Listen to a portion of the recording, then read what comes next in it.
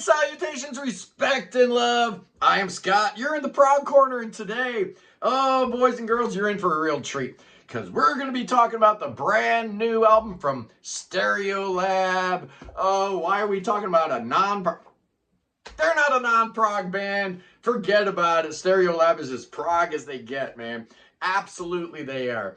They use Moog organs and weird time signatures and strange song structures and genre bending. Am I describing prog or Stereolab? Well, these guys were founded in 1990 in London by Tim Gain and Letitia Sader. They were in a band called McCarthy, and as that thing wound down, they started Stereolab, put out their first album in 1991, I think. It was okay, but things would get a whole lot better after that. Who are these guys?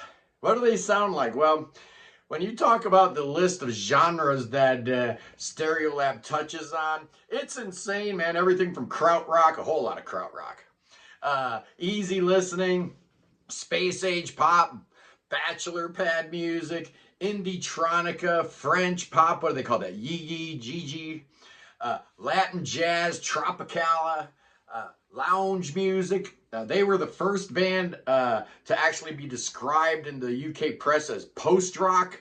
So technically Stereolab's your first post-rock band, avant pop. And the term retrofuturism gets thrown around a whole bunch about these guys, and rightly so. And it kind of makes sense because I was introduced to this band in like '93, and with their what album was it? The Transient Random Noise Bursts with Announcements that had that great 18-minute song Jenny Odeline on it. And I was introduced to them by a guy who actually dealt with mid-century modern furniture, right? He's selling Jacobson and Gucci and Nelson pieces. And he turned me on to this band called Stereolab. He was a big fan of My Bloody Valentine, and Loveless was his favorite album. So I was a little skeptical, but I was dead wrong. What an amazing band. Yeah, they put out their first album in 91, 92, something like that. And then 93 came their second album, Transient Random Noise Bursts with Announcements. So good. Such a great album. Real noisy, a lot of guitar on that one. Their third album, they really got their sound together in 1994, Mars Audiac Quintet. And then their absolute masterpiece, 1996's Emperor Tomato Ketchup. 97 saw Dots and Loops. 1999, their most underrated album, Cobra and Phases group play Voltage in the Milky Night. I love that thing. Maximalism, man. They're usually really in a pocket. That album, they threw everything in the kitchen sink at, and then they kind of came back to their usual sound with 2001 Sound Dust. And then their second singer, Mary Hansen, dies. And then Letitia and Tim get divorced. They put out 3 more albums without Mary Hansen. All 3 of them really good. Margarine Eclipse, Chemical Chord, and Not Music. And then they broke up. So this here, what is this album even called, man? It's called Instant Holograms on Metal Film. It's their first album in 15 years, and I'm really excited. Like I said, a lot of Moog and Farfisa and the Continental Vox, the usual stuff, man. Bass, drum, and guitar. You got the female vocals singing in English and French, but here Mary Hansen's been gone for a while, and we've been hearing Letitia singing by herself. Here you've got a couple of people singing along with her. You've got 2 members of the band, Joseph Watson and Javier Muñez Guimera. So you've got male background vocals on a Stereolab album. It totally works. And then you've got Marie Millette also providing a second female voice. She's, I guess, the Mary Hansen stand-in for this album. She does a great job. So the band right now is Tim Gain, Letitia Sader, Andy Ramsey on drums, who's been with the band since almost since their inception, since 1992. He was on their first album. He's been on all their albums. He just wasn't on the first EP. Joseph Watson and Javier Muñez Guimera. That's your band right now. It's a couple guests on here. Cooper Crane plays some percussion. Rob Fry on flute. and clarinet, Rick Ellsworth on vibraphone, and the aforementioned Marie Merlet, who has sung with Letitia on some of her solo albums, so she's not a complete stranger to Stereolab land. Now, this album dropped May 23rd on the band's Duophonic label. There are 13 songs on here. It's just a hair under an hour. And like I said, this is their first album since 2010. So I'm really excited. So let's dive in a little bit. I'm not gonna get into these tracks too deeply because it's a Stereolab album and it kind of all flows as one piece. It starts with the keyboard synthesizer piece called the Mystic Plosives. It's a minute long, leads you right into the second track, Aerial Troubles, which has already been released as a single. Starts out in B flat minor and you're in 7, and then once the song gets going, you're in 14 8 times. So it's a really fun little time signature to play around with. Nice little motoric beat. That's where you hear the can and the Neu and the Faust influences. The influences of these guys go way beyond stuff like normal stuff, right? You hear some Burt Bacharach in here. You hear a whole bunch of Juan Garcia Esquivel, one of the great practitioners of bachelor pad music back in the late 50s, early 60s. Philip Glass, Velvet Underground, Suicide. You hear all of that and then some in this band. Just amazing. Letitia and Marie kind of trade off vocal lines on this. The guitar riff on top is really cool because if it goes from like if there's a guitar figure that goes from a F to an A to an F, the next time he does it, it's going to be A to F to A. Tim likes to invert stuff and pervert stuff and move stuff around and corrupt it and just get all crazy with it. And then it ends with the same little sequence from the opening track. So the first 2 songs are kind of a package deal, a little semi-sweet, if you will.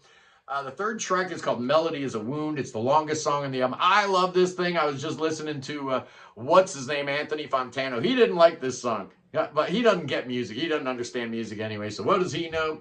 Real cool 4-chord progression in F minor starts this thing out. Letitia's singing all by herself, so it sounds a little lonely here, right? And then it switches up midways. You get this really cool, breezy sunshine pop with fuzzed out guitar while you're just going from C to F to E flat to F over and over and over. You get all this wonky kind of sounds going on. Great song. I love it. Next up is Immortal Hands, and this is probably the proggiest song on the album. If I was going to turn a prog head onto Stereolab, I might start with this song. Starts with guitar and keyboards. Then you get a marimba. You're in a real syncopated 6 here. The turnaround on this is really cool. The chords that they use to do the turnaround. The first time they take you right back into the verse. The second time they take you on a little journey. Really cool. Then it switches up again. You get the first taste of horns on this album, which are used very tastefully throughout. Next track is Vermona F Transistor. It's a typical Stereolab track, if ever there was one. Kind of floats by. I do enjoy it, but it doesn't really go anywhere. So lyrically is interesting, musically not as much. Le Coeur et la Force. I don't know what that means. What the heart is, the force. I don't know. It starts out really slow. You got male backing vocals on this one. So it's your ears need to adjust a little bit, but for some reason, it all makes sense, right? It just sounds like Stereolab. Yeah, we're a long way from Mary Hansen with male vocals, that's for sure. This one's obviously sung in French since the title's French. The clarinet comes in, and man, that sounds great. I love the little clarinet. It's so amazing. It just takes the song to a whole nother level. And then you get their krautrock, man. This sounds like something off their first album. This song's called Electrified Teeny Bop, and it's just all these keyboards and stuff. It sounds really, really crowdy. Totally sounds like something, Faust or Neu might do. Yeah, this is one of the songs that Tim wrote all by himself. Super electronica, man. You're in B major here, where a lot of this record's residing in minor keys. This one here is in a major key, so it sounds really, really good. Adding layers as we go, typical Stereolab fashion. Next up is Transmuted Matter. This is a 4-minute song, and it's real cool groove in F sharp minor. You got Letitia and Marie singing again here. Real beautiful tone on the guitar. There's a real cool rhythm guitar section there. And it just sounds great. I mean, when you can make a rhythm guitar sound good, you know you're onto something, man. You get this weird 4/4 section that, like, wait a second, you're doing all this syncopated stuff in 4, and then you do this like straight 4. Kind of cool. Great keyboard tones throughout. I love all the old-fashioned vintage keyboards the band uses. Next up is SM Plastic Creeping Eruption. It's a real twisted little pop song. Maybe like the most normal song here, at least for a little while. And you're in D. You're in a major key. You got some male backing vocals here and weird drum outro. This band likes to take songs and go into weird directions. This one's no different with this real bizarre, almost like drum solo outro. Next up is a French song piece that's called If You Remember, I Forgot How to Dream Part 1. Very atmospheric, sung in French for some reason. I don't know why it didn't have a French title. A lot of repetition, very nice, you know, almost like too much repetition, but then I got to remind myself, this is Stereolab, and that's kind of the point. You know? Flashes from Everywhere is next. A beautiful flute here. I wish it carried on throughout the whole song. That would have been neat. Because that first minute of this song sounds exactly like, oh man, we're back in Emperor Tomato Ketchup territory. Really, really good song. I wish it was just maybe a little shorter. And then you get Color Television, which is kind of the Tropicana song. Kind of got that Caribbean flavor. You know, feeling like you're, you know, toes in the sand, you know, pina colada in your hand. This is a very breezy track. It takes its time. The best part of this song is when Letitia starts singing in unison with Tim's guitar line. Well, she's not singing. She's singing, but there's no lyrics. It's vocalizations or whatnot at that point. Almost like a semi-scat singing or whatever. Then you get to the final song on the album. That is If You Remember, I Forgot How to Dream Part 2. And you got that Casio keyboard percussion going. And we get one last chance for Letitia to lecture us on her left-wing politics, which is one of the quaint and really endearing parts of Stereolab, is their lefty politics. And yeah, they'll tell you straight up, you know, we're not disciples of Karl Marx. We might be socialists, but we're not Marxists. You know, I don't know, man. I always find it interesting when bands you know, want to tell you exactly how they feel, because you get the feeling that they're being honest with you. Whereas I listen to a lot of music, especially popular music, and it just sounds like it's a bunch of liars, right? The Minutemen talked about too many liars singing songs.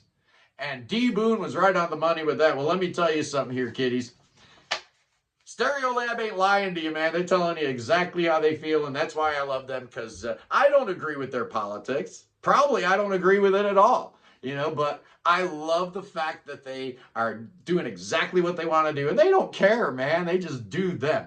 So, how do I feel about this here album? Well, it's really front-loaded. I think the first half of the album, man, I was getting really excited. Like, this is better than Not Music. This is better than Chemical Chords. This is better than, you know, Margarine Eclipse. And then as the album progresses and some of the songs get a little less memorable, I'm thinking, okay, it's just as good as Margarine Eclipse, Chemical Chords, or Not Music. Certainly nowhere close to that incredible run they had in the 90s with, you know, albums like Mars, Audiac Quintet, and Emperor Ketchup Tomato and Dots and Loops. You're not gonna eclipse those records.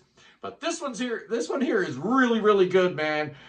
Welcome back, Stereolab. Man, oh man, we missed you. So what is my score going to be? I don't know, man. I think I'm going to give it an 8 out of 10. If it would have kept the momentum of the first half, it was clearly going to be in the 9.5 territory. Second half of the album kind of brings it down just a little bit. I was expecting something like really crushing and, you know, memorable and mind-melding to end the album, and I kind of didn't get it. So, you know, it's a little bit of a letdown, but hey, 8 out of 10 ain't bad, man. That ain't bad at all. So tomorrow, I'm going to be looking at my S's. We're going to be going through my record collection, and the letter S is up next. So I hope you enjoy that. Less and less people are watching, and I kind of knew that would be the case. There's, a whole bunch of letters in the alphabet and a whole bunch of records to get through. I guess you guys are getting bored of it, so I'm going to try to wrap that up. And then this Sunday, oh, boys and girls, I got a good one for you. Yeah, I just came up with this topic a couple of minutes ago, and we're going to do, what am I calling it? What did I decide to call it? Oh, I know, Prog for Newbies, 5 essential albums. Join me and Cody and Wayne and whoever else I decide to have on the show. As we talk about what 5 albums would you recommend to a newbie to the prog rock, and we're going to get the panel suggestions there. Anyway, guys, I love you. Peace in the Middle East. Free Tibet, free the Ukraine, free your mind, free beer, free Willie, free everything, free everybody. And God save King Chucky. King Chucky needs your saving. That boy does. Oh, he had the cancer. He came to North America and didn't even come to Ohio to see me, man. I'm really hurt. I'm going to cry. King Chucky, come on, man. Come see me, man. I got a little something for you, boy. Yeah, I got spells. I got incantations. I got thoughts. I got prayers. I got all that stuff for you. But you know what we got here in Ohio for you, King Chucky? Hey, Billy Bob. Bust out them snakes. Oh, we got snakes, boys and girls. Oh, look out. The rattlesnakes are everywhere. King Chucky, help me. I knew you'd be all right if you came to America. Come to Ohio and help me with these snakes, Chucky. Anyway, guys, I'll see you Sunday. Oh, it's going to be a good one. Tune in then. I love you. Peace.